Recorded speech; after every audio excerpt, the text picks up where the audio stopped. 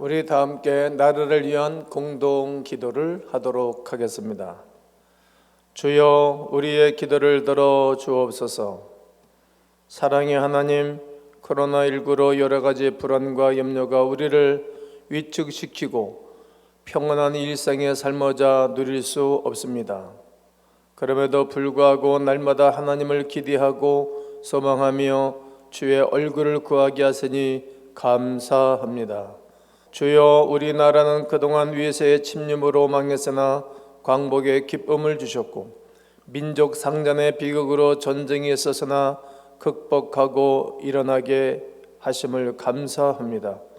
우리는 정치, 경제, 문화, 사회, 안보 등 수많은 역경과 고통을 겪었습니다. 그때마다 하나님께서 긍휼을 베푸시고 은혜와 희복의 역사를 허락하셨던 것을 기억하며 감사합니다. 민족의 역경 가운데서도 한국교회는 예배를 드리고 하나님의 위로와 은혜를 경험하듯 예배로 또다시 하나님의 은혜를 누리기를 원합니다. 긍휼의 하나님, 코로나19의 전 세계적인 위기와 어려움으로 고통받고 있습니다. 코로나19의 치료자가 하루빨리 개발되도록 지혜를 주시고 경제 회복과 고통을 이겨낼 힘과 용기도 주옵소서. 하루빨리 코로나19로부터 정상화될 수 있도록 긍휼을 베풀어 주옵소서. 피난처 되시는 하나님, 함께 모여 예배를 드리지 못하는 어려움 속에 사순절을 보내고 있습니다. 예수 그리스도의 십자가 고난을 깊이 묵상하고 기억하며 부활 승천하신 예수 그리스도의 권능을 신뢰하는 교회 되게 하옵소서. 함께 고난에 동참하며 회복하실 주님을 신뢰함으로 예배의 회복을 기대하며 기도하게 하옵소서. 창조의 하나님, 코로나19의 위축으로 오히려 자연과 생태계가 회복되었다는 소식을 들으며 얼마나 우리가 탐욕을 위하여 자연과 생태계를 파괴하였는지 깨닫습니다. 세상적인 가치의 시선을 빼앗겨 하나님의 긍휼과 예수 그리스도의 사랑과 성령의 사로잡힌 삶을 잃어버리고 부패하고 썩어버린 우리를 용서하여 주옵소서. 코로나19로 인한 위기와 혼란의 시간이 온 교회가 먼저 주 안에서 참여와 성찰과 변화의 시간이 되게 하여 주옵소서. 매 순간 역사하시는 하나님, 바이러스 확산을 막기 위해 방역의 최전선에서 최선을 다하는 각 기관, 의료진, 수많은 봉사자를 기억하여 주시고 그들에게 힘과 건강을 붙드시며 코로나19로부터 안전하게 지켜 주옵소서. 확진 판정으로 치료받는 환자들에게 치유의 빛을 발하여 주옵소서. 불안해하는 이들과 격리자들이 잘 견딜 수 있도록 주님 도와 주옵소서.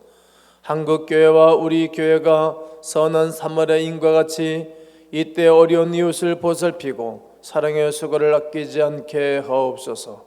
두려움과 절망 가운데서도 소망을 주시는 우리 주 예수 그리스도의 이름으로 간절히 기도하옵나이다. 아멘. 오늘 주시는 하나님의 말씀은 빌립보서 2장 5절로 11절 말씀이 되겠습니다. 너희 안에 이 마음을 품어라. 곧 그리스도 예수의 마음이니 그는 근본 하나님의 본체시나 하나님과 동등됨을 취할 것으로 여기지 아니하시고 오히려 자기를 비워 종의 형체를 가지사 사람들과 같이 되셨고 사람의 모양으로 나타나사 자기를 낮추시고 죽기까지 복종하셨으니 고 십자가에 죽으심이라. 이러므로 하나님이 그를 지극히 높여 모든 이름 위에 뛰어난 이름을 주사 하늘에 있는 자들과 땅에 있는 자들과 땅 아래 있는 자들로 모든 무릎을 예수의 이름에 꿇게 하시고 모든 입으로 예수 그리스도를 주라 시인하여 하나님 아버지께 영광을 돌리게 하셨느니라. 아멘. 저는 3월 한 달 동안 시대의 옷을 입으라 이런 총설교 주제하에 오늘은 5번째 시간 이 마음을 품고 한번 따라하겠습니다. 이 마음을 품고. 그렇습니다. 이 마음 품고 살아가라. 구약 성경에 741절 횟수로는 1000에 넘게 나오는 단어가 있습니다. 그 단어는 휴부입니다. 에레미야 선지자는 눈물로 울부짖으며 슈브를 외칩니다. 에레미야서 4장 1절로 2절에 보면 여호와께서 이르시되 이스라엘아 내가 돌아오려거든 내게로 돌아오라. 네가 만일 나의 목전에서 가져간 것을 버리고 네가 흔들리지 아니하며 진실과 정의와 공의로 여호와의 삶을 두고 맹세하면 나라들이 나로 말미암아 스스로 복을 빌며 나로 말미암아 자랑하리라. 슈브의 사전적 의미는 되돌아가다입니다.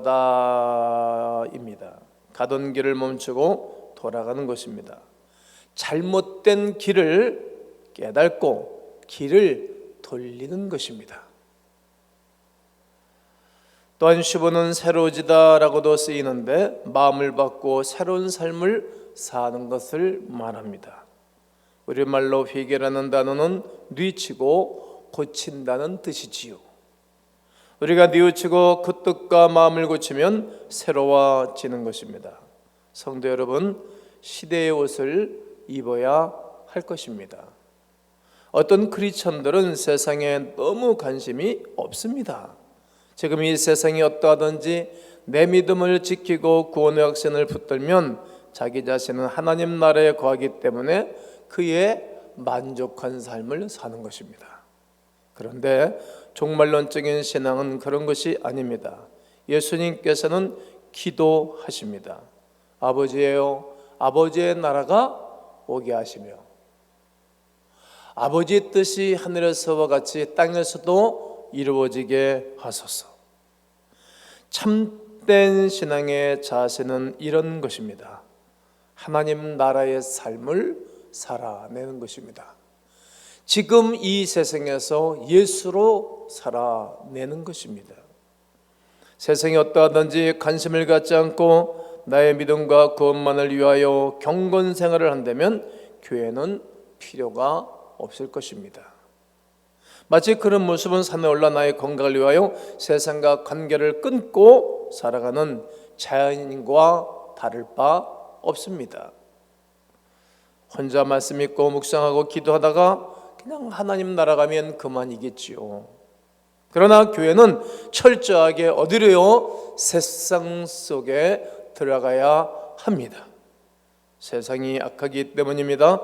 어둠과 갈등을 반복하며 전쟁과 전염병이 수많은 이들을 아프게 합니다. 그러므로 교회는 바벨론과 같은 어두운 세상 속에 홀로 비추는 빛이 되어야 할 것입니다. 예수 그리스도를 바라보십시오. 예수님께서는 철저하게 세상 속으로 들어가셨습니다. 수가성 여인에게, 어부들에게, 그리고 병든 자들에게 찾아가셨습니다. 철저하게 낮아지심이며 철저하게 섬겨주셨습니다.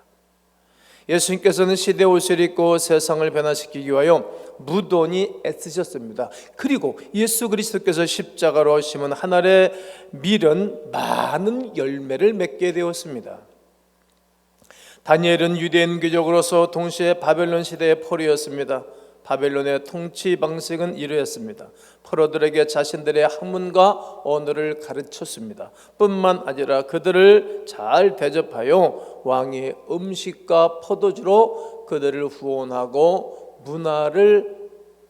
문화 생활을 하게 하였습니다.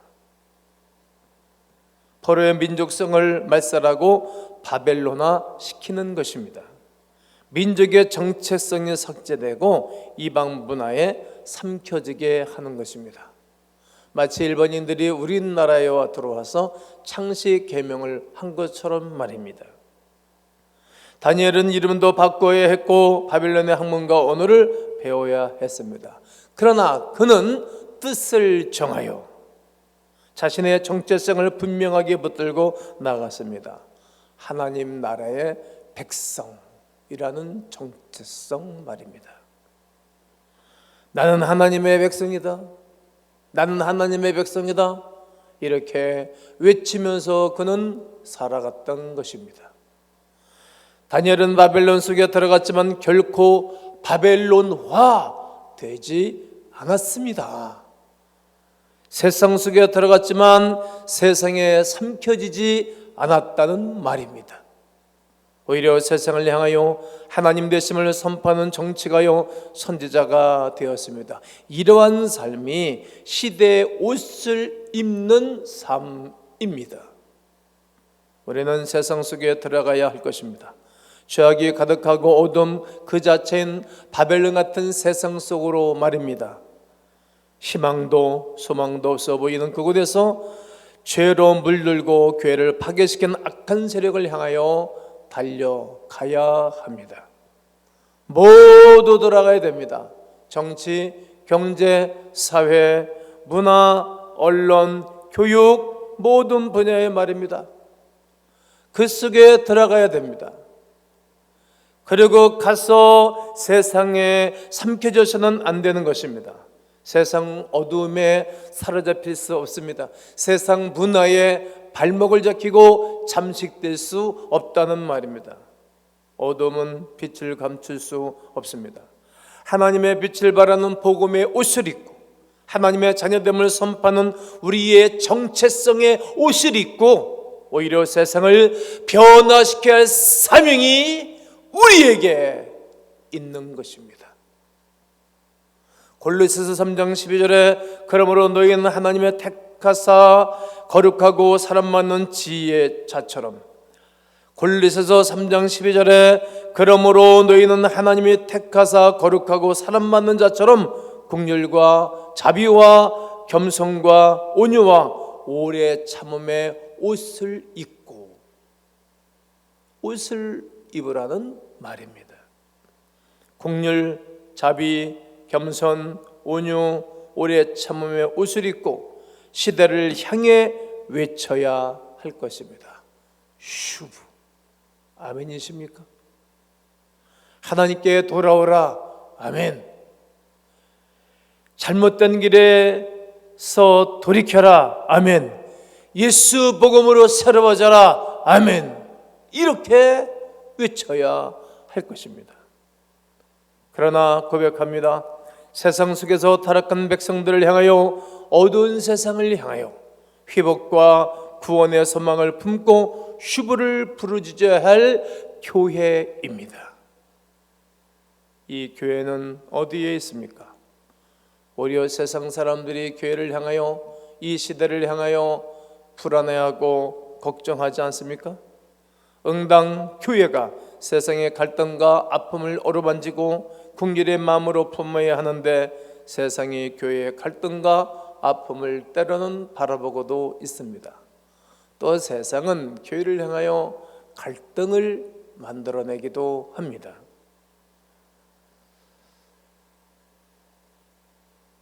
그러한 교회를 향하여 사도 바울이 하나님의 말씀을 선포하는 것입니다. 빌립보서 1장 27절에 오직 너희는 그리스도 복음에 합당하게 생활하라. 그리스도 예수의 복음에 합당하게 생활하라는 말입니다. 그리고 2장 5절에는 곧 그리스도 예수의 마음이니, 시대의 옷을 입고 세상으로 돌아가서 그리스도 예수의 마음을 품고 그리스도의 복음에 합당한 삶을 살아가라고 외치는 것입니다. 성도 여러분, 전 오늘 무엇이 예수 그리스도의 마음이고 어떻게 삶을 살아야 될 것인가에 대하여 말씀을 증거하게 될 것입니다. 우리 이 말씀을 붙잡고 그리스도 예수의 마음을 품고 세상으로 들어가기를 주의 이름으로 권면합니다. 권면합니다. 결코 세상에 사로잡히지 아니하고 삼켜지지 아니하고 세상을 변화시키는 시대의 옷을 입은 성도요, 교회가 되어야 할 것입니다. 어떻게 할 수 있겠습니까? 오늘 본문은 겸손을 품어라 말합니다. 하지만 겸손을 품고 우리 힘으로 도달할 수 없습니다. 우리는 이기적이고 연약하기 때문입니다. 그래서 사도 바울은 우리가 보고 배울 수 있는 롤 모델을 제시하는 것입니다. 바로 예수 그리스도. 예수 그리스도가 우리 삶의 롤 모델이 되겠습니다. 겸손의 마음은 곧 예수 그리스도의 마음입니다. 오늘 6절 7절을 보면 그는 근본 하나님의 본체시나 하나님과 동등됨을 취할 것으로 여기지 아니하시고 오히려 자기를 비워 종의 형체를 가지사 사람들과 같이 되셨고라고 말씀하고 있습니다. 예수 그리스도는 겸손의 왕이십니다. 이 땅을 지으시고 다스리시는 왕께서 보좌를 버리시고 자기를 비워 이 땅에 오신 것입니다. 그것을 성육신이라고 말하지요. 성육신은 낮아짐의 표현이며 예수 그리스도는 언제나 낮아지셨다는 말입니다. 그리고 가장 낮은 자들, 가난하고 병 걸리고 연약한 사람들을 신방하셨지요. 늘 찾아가셨습니다. 그들 가운데 계시고 함께 먹고 마시며 말씀을 가르치시고 늘 나누셨습니다. 예수님이 가시는 곳마다 은혜의 현장이었습니다. 예수 그리스도께서 모든 영광을 뒤려하고 세상 속으로 돌아오신 이유는 단 하나, 오직 하나, 이 세상을 사랑하셨기 때문입니다. 그 사랑을 받으신 분들이 바로 여러분들입니다. 하나님이 세상을 이처럼 사랑하사 독생자를 주셨으니 그렇게 사랑하셨다는 겁니다. 예수 그리스도로 하여금 수많은 연약한 자들이 위를 얻었습니다. 힘을 얻었습니다. 치유를 얻었습니다. 힘을 얻었습니다. 능력을 얻었습니다. 뿐만 아니라 구원을 얻었습니다. 한국에 복음이 들어올 때 선교사님들이 와서 이 땅에 학교와 병원을 세워주고 그들을 치료하고 가르친 것입니다. 그 결과물이 지금 한국 사회의 아름다운 열매입니다. 그것이 끝이 아닙니다. 사람의 모양으로 나타나서 자기를 낮추시고 죽기까지 복종하셨으니 어디에? 곧 십자가의 죽으심이라 말씀하십니다. 철저히 자신을 낮추시사 죽음에 이르기까지 복종하셨습니다. 예수 그리스도의 겸손의 끝이 있습니까? 결탄코 없습니다. 사랑하는 성도 여러분, 예수 그리스도의 자기의 비하는 하나님으로부터 영화롭게 된 것입니다. 어찌 예수 그리스도의 낮아지심, 그 겸손의 끝이 비참하다고 말할 수 있겠습니까? 오늘 2장 9절로 11절에 보면 그러므로 하나님이 그를 지극히 높여 모든 이름 위에 뛰어난 이름을 주사 하늘에 있는 자들과 땅에 아래에 있는 자들과 모든 이들이 예수 그리스도의 이름에 무릎을 꿇었습니다. 그리고 모든 입으로 예수 그리스도를 주라 시인하게 하셨습니다. 그러 말미암아 하나님 아버지께 영광을 돌리게 하신 것입니다. 9절에 보면 모든 이름 위에, 10절에 모든 무릎을, 11절에 모든 입이 예수 그리스도를 주라 시인하여 하나님 아버지 앞에 영광을 올려드리게 된 것입니다. 예수 그리스도께서 세상 속으로 나아가 철저히 낮아지시고 겸손의 끝 없음을 통하여 모든 이름과 모든 무릎과 모든 입이 예수 그리스도로 변화된 것입니다. 그러한 여러분과 저를 그렇게 하기 위하여 하나님의 교회로 부르신 것입니다. 교회는 단수가 아닙니다. 교회는 복수입니다. 그리고 교회는 공동체입니다. 성경은 우리에게 이렇게 마태복음 18장 20절에 말합니다. 두세 사람이 내 이름으로 모인 곳에는 나도 그들 중에 있느니라고 말씀하십니다. 한번 따라해 보십시오. 우리는 교회입니다. 우리는 교회입니다. 늘 외쳐야 합니다. 교회란 예수 그리스도 안에서 한 마음을 품는 곳입니다. 빌보서 2장 2절로 4절을 보면 마음을 같이하여 같은 사랑을 가지고 뜻을 합하며 한 마음을 품어라. 그리고 3절에 보면 오직 겸손한 마음으로 각각 자기보다 남을 낮게 여기고 오직 겸손한 마음으로 자기보다 남을 낮게 여겨라. 그리고 4절에 보면 나의 기쁨을 충만하게 하라. 교회는 이러한 예수 그리스도의 겸손을 늘 본받아야 할 것입니다. 겸손은 이 시대에 필요한 옷이기 때문입니다.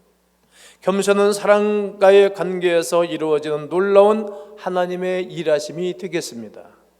결코 홀로 경건 생활을 하므로 겸손의 옷을 입을 수가 없습니다. 그리고 교회는 세상 속으로 들어가야 할 것입니다. 교회로 부르심을 받은 성도는 세상 속에서 예수 그리스도의 겸손을 본받아 어두운 세상에 빛을 비춰야 하는 것입니다. 미국의 어느 독지가는 자신이 자주 가던 그 식당에서 부부가 식사를 한 이후에 $9,400, 하나로 약 1,220여만 원을 이렇게 팁을 주었다고 합니다.